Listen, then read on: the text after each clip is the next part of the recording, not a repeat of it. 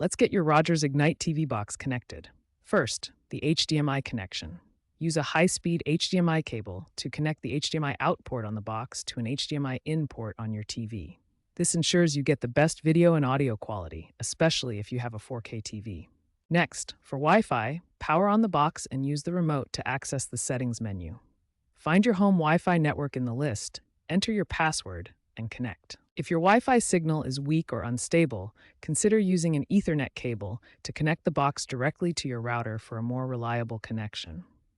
The newer models support Wi-Fi 6E for reduced streaming lag. Now that you're connected, let's activate your box.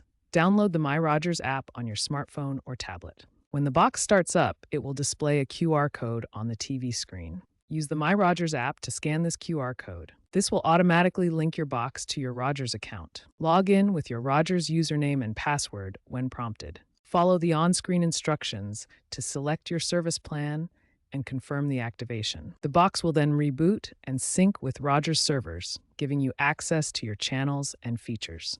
The entire activation process should only take a few minutes. If you encounter any issues, Rogers recommends checking their support pages or contacting their customer service.